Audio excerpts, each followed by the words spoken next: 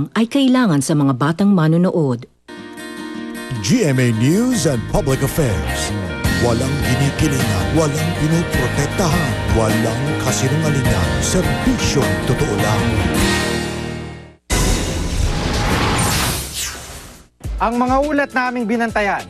Ang mga kaso ng mga batang kinikidnap at ginagamit sa panlilimos. Sabi ng mga bata, ate, nakita namin si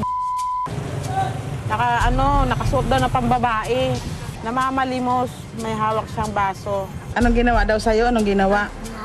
Pinapalo. Tsaka? At ang kinahinatnan ng anti-EPAL bill. Yung mga ganyan, yung mga announcement, ano masasabi mo dyan? Pwede naman ako sa pabor, pero hindi ko alam kung para saan yan eh. Hashtag lang sila, and then tinitingnan ko kung talagang EPAL ba, bakit EPAL yon. Ito ang mas malawakang pagbabantay. Sa mga issue ng pamahalaan at lipunan, Reporter's Notebook. Kinikidnap at pagkatapos ay ginagamit sa panlilimos. Ganito ang sinapit ng ilang menor de edad sa kamay ng mga mapanamantala. Paano sinusolusyonan ng pamahalaan ang iligal at mapang-abusong gawaing ito?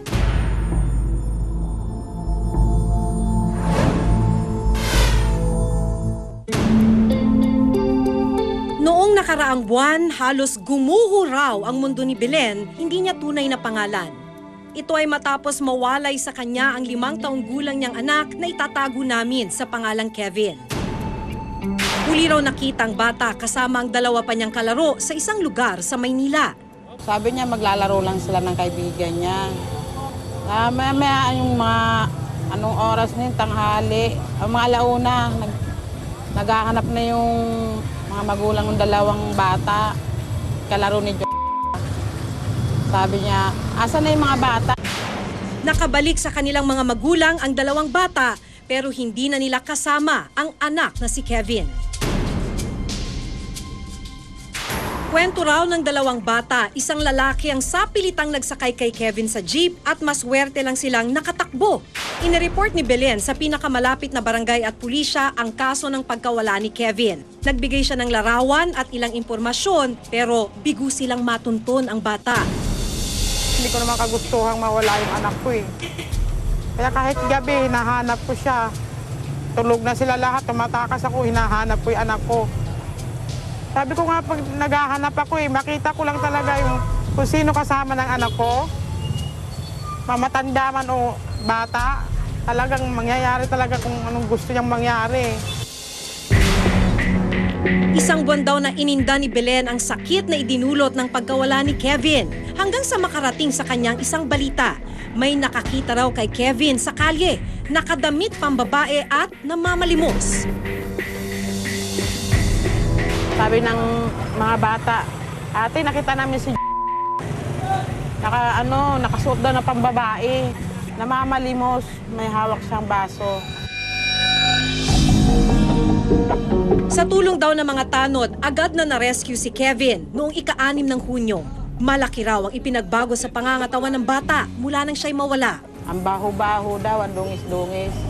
Pagkakita sa akin nga ng bata, sabi ng bata, Mama, yung mga kapagad sa akin, siyempre napaiyak ako sa sobrang tuwa. Ang payat-payat kasi ng bata, nung nakita namin nung time yung bata, ang itim-itim ng mga mata, parang walang tulog.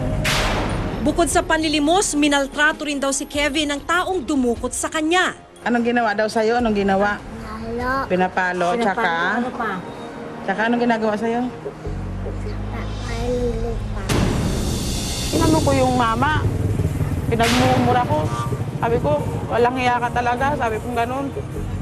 Pinapalo pa yung bata, pinapainom mo ng ihi. Hindi naranasan sa amin yan.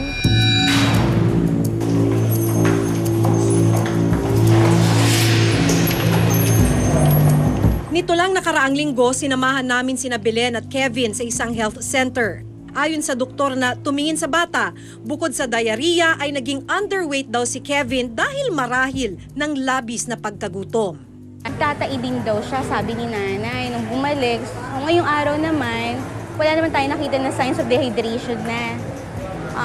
Hindi naman malalim yung mata niya, saka yung labi naman, wet naman yung labi niya. Sa tulong ng mga otoridad at ng barangay officials, natuntun at naaresto ang suspect na itatago namin sa pangalang Eric. Bagamat inamin ni Eric na halos isang buwan niyang kinupkup ang bata, mariin niyang itinanggi ang mga paratang na tinangay niya si Kevin para mamalimos. Hindi po totoo yun. Nahawa po ako kasi sinama ko po. Nakita ko lang po pagkaalagala. Baka po kasi iba po makakawa. Baka po ang gawin. Ang mali ko lang po, di ko po na sa barangay o kaya sa police. Kaya na po baling pagkakamali ko. Dinidin lang po ako ng complainant eh. Lahat yun, di naman po totoo yun.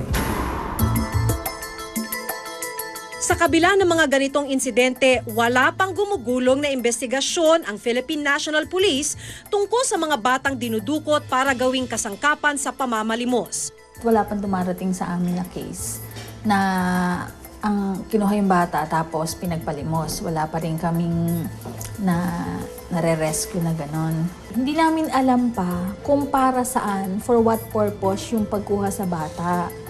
Kung pagpapalimos o for prostitution or ibebenta uli, ipapaampon dun sa ito ay kung ano ang purpose nila ay hinala lang natin yon. Giit naman ng Philippines Against Child Trafficking o PAC. Karaniwan daw na pinatatakbo ng sindikato ang ganitong uri ng krimen laban sa mga bata. Ano mang forma ng trafficking, halimbawa, ito ay pinapatakbo ng mga sindikato. So isang malaking industriya siya na pwedeng pagkakitaan nila, malaking kita nila dito. Base rin daw sa mga natanggap nilang impormasyon, kanya-kanyang modus din ang mga grupo para maisakatuparan ang kanilang plano. Meron kaming alam na mga religious group halimbawa na nagre-recruit ng mga bata para sabi pag-aaralin sila, in the end yung pala pagbebentahin sila ng mga products. Meron pa for illegal activities like kinikidnap ang mga bata or nire-recruit sila, in the end pala, pagnanakawin sila. Noong nakaraang buwan, naglabas na ng statement ang Malacanang na paiimbestigahan sa Department of Interior and Local Government ang ganitong mga kaso. Ang tingin ho namin hindi naman talaga siya parang sindikato. Meron hong mga paisa-isa on their own na ito ho yung ginagawa nila. Ang atin hong ginagawa, una, patuloy ho yung pag-asikaso kung may report hong batang nawawala o sinasabing inabduct. Pinilit ko pa rin pong hanapin yung anak ko dahil buhay po yun eh. Kaya di ko pa sigurado kung saan siya tutungo, saan po siya gagawin.